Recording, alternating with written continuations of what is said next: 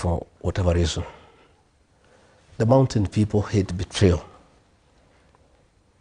Ask William Ruto, he's a beneficiary of the communities this state for betrayal. But they are even more angry when they are betrayed by their own. The community has told me. It's not me, I don't have a problem, by the way. I'm a very forgiving man, I'm a very staunch Christian. My wife here is a pastor, and she talks to me about forgiveness all the time. And she doesn't allow me to have a bitterness. She makes sure that I'm always amiable and open to forgive anybody. Okay. All those people who were against me, I've forgiven them. But they were also against the community. They made sure the community is embarrassed. The community became the laughing stock of other communities. When other communities are running behind their own, them, for cheap money, they betray their own community. The community has an issue with them. It's not me. And if they come to me and persuade me that they'll work for the best interest of the community and the country, I am willing to take them along. So if your people tell you but they have to work a job with President William Ruto, but they have a job, the people have already told me they don't want. Okay. Already, I've consulted them and I asked them. Oh, okay. I asked them, can I work with William Ruto? They said no. He has betrayed us. It's over. That's it. He cannot. We don't. You know, betrayal in my community is a taboo. It's an abomination. It is never forgiven. It is punished. And I can tell you, many people that I've talked to will come up will be on the queue at 3 a.m. not to vote for anybody, but to vote somebody out. So those MPs, yeah, let them go and talk to the people, not me. I have no problem against them. Let them go and convince the people who elected them that they'll work for their best interest, that they will not put their stomachs first, that they will not be used by William Ruto against the community. Because what is annoying the community is when the president has put people together in a meeting to abuse the community and call them tribalists and call them stupid and call them primitive.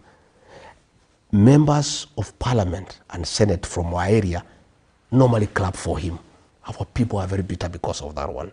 So if they can go and convince the people that they mean well, that they have reformed, that you will not betray them, that they have changed their character, that they can be relied upon to defend them and their interests, fine.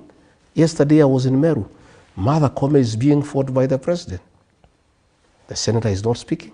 The MPs are not speaking. People are bitter. You know, people are livid. And they are waiting for them in 2027. Because they are saying, how can our daughter be ostracized? And you are there clapping for the man who is doing that, and you are doing nothing about it. So, and other communities don't do that. And they are saying, they have noted, they looked at what happened in the defense of Wetangula by the people of Western. They looked at how Nurdin Haji was defended by the people from Northeastern Province. Okay. But the people of the mountain, the president is using them against their own people by paying them small money. So they have a big problem with the people, not with me. Okay. So it's not me who is campaigning them. It is the people who tell me we want nothing to do with those characters. Who am I? Me, I'm a servant of the people. I listen to the people. Okay, well noted. So you seem to hint that perhaps a grand coalition like NAC in 2002 might be in the offing. How do you ensure all your interests are aligned? Because if you fool me once, shame on me. If you fool me twice, shame on you. Yes, that's why I'm developing a political. And I'm happy. In fact, this is God sent. I have 2 years. I have time to craft a very serious political party.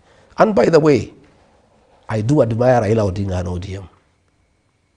We may have had problems with Raila Odinga, but give it to him. He crafted a very serious political machine that has been there for 20 years. Again, the quality of leaders that are elected at the ODM is admirable. In fact, I will be going to ODM for benchmarking. I must talk to Raila Odinga. I must ask him, Mzee, how did you craft this machine? How have you kept it going for 20 years?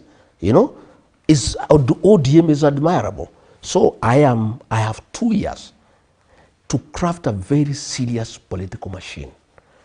I'll make sure that in whatever coalition we go with whoever, our interests are well anchored through a watertight agreement so that again nobody will ever deceive us. Okay. We are all feeling very foolish as a people.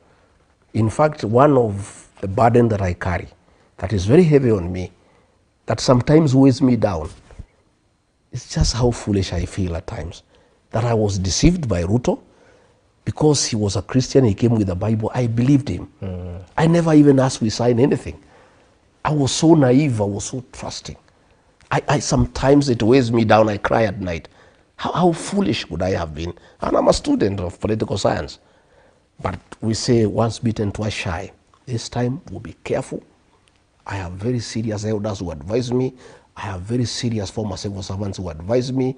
I have professionals, I take advice because I made wrong decisions and I sank my people into shame. I sank my people into desperation. God giving me another chance. I will not repeat that mistake. It's a commitment that I've given to my people that I'll be very, very careful in whatever arrangement I get into. It must be watertight. I must have very proper professional advice by lawyers, by people who have been in politics. Okay. And that consultation is going on day and night. You know, I sleep past midnight every day. I consult and I'll continue consulting. And from next week now, I'm consulting other regions because we want to work with the people of Kenya. Forget about what people say that I'm tribal. You know, Rogers, eh?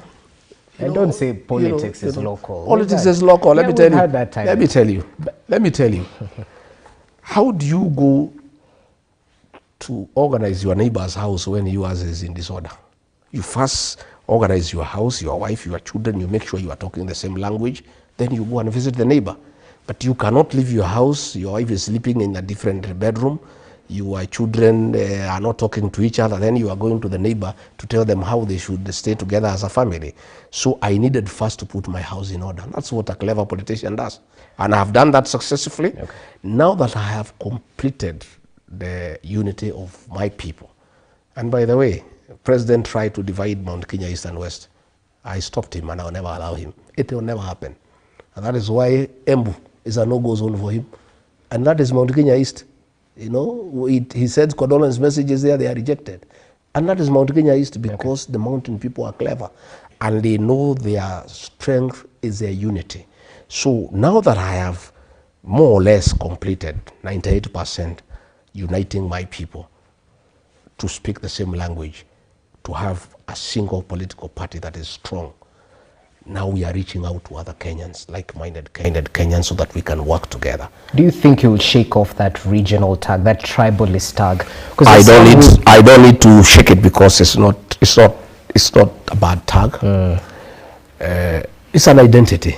I'm Kikuyu, so but I did not apply. True. To be born a Kikuyu. I did not apply to be born a Kikuyu. There is no crime I've committed by being Kikuyu. And there is no crime I'll commit by loving my people. There is no crime I'll commit by asking our people that we be united, because that's what all other people are doing. But it is only bad when it's done by the mountaineers. But when the Western people come together, that is regional integration. But to those who question your ability to rise above regional politics, to lead a country from a national point of view, not a regional point of view, well, what do you tell them? Rogers, I want to ask you, when I called a press conference in Mombasa to divide the Gen Z when William Ruto and the government were killing them, those Gen Z, were they Kikuyu? They were the children of Kenya. That is nationalism. When I was deputy president, I made sure that people of northeastern Kenya, nobody died from hunger. I have been to Mandera, to Wajir, to Garissa, distributing food, making sure the people of those regions are secure. When I defend the payslip holders, you know the payslip holders, their payslips have been impeached by William Ruto. They are very helpless. Their purchasing power has been eroded, and that is why the economy is crumbling. Because when you erode the payslip, that's the middle class, you diminish their purchasing power, then nothing goes on. There is no money in circulation. And I am saying we must form a government to rescue the payslip. we must dignify the payslip. And when we form the new government, one of the things that we must do, and whoever wants to be in coalition with me and my people, one of the things we must agree is that we must do away with housing levy, because it's not the business of government to build houses. It's the business of government to build roads, to provide water, electricity connectivity, to make sure there is a good working health system, to ensure people have security. That's the work of government. So these are some of the things we are going to do. So when I talk about the payslip holders, are those Kikuyus? They are the people of Kenya. My national credentials are good. It is only that President William Ruto has tried to create a narrative to kill my brand by branding me as tribal. Yet when I was supporting him, when I was mobilizing the Gema nation to support him, he used to call me all sorts of good names. He was fond of me. He would say how good I am, how people-centered I am. It's only when we don't agree, he says I'm a tribalist. This tribal tag that people try to put to me is a creation of William Ruto. Just the way he convinced us that Raila is a witch doctor. He's a lot of poverty. Now that they are with Raila, he has now zeroed in on Gachagua as a tribalist. He says I'm primitive, I'm retrogressive, I'm incompetent. He's very good with words, you know, and he's very persuasive. He's very abusive. You remember the abuses he gave against William Ruto. Those are the same now abuses he is targeting me. Every election he must have a target. Last election, the object of hatred created by William Ruto was Raila Odinga. He's a witch doctor. He doesn't go to church. He is the Lord of poverty. He is clueless. He has no plan. Now, this coming election of 2027, the whole game plan is regarding Gachagua. He's a tribalist, huyu ni mtu wa shares, huyu ni nini. But people are also very intelligent. People are very intelligent, okay, and they know now what they can trust and what they cannot trust. You know, you can fool some people sometime, but not all the people. But you cannot fool all the people all the time. People have known William Ruto now. Okay. He's been unmasked. Those insults he gives against people, nobody now can believe him, because he's the one who told us Raila is a witch doctor. Today, 2 years down the line, he is saying Raila is the best man in Africa. So whatever he says now has no value, you know. If in unfortunate event, God forbid,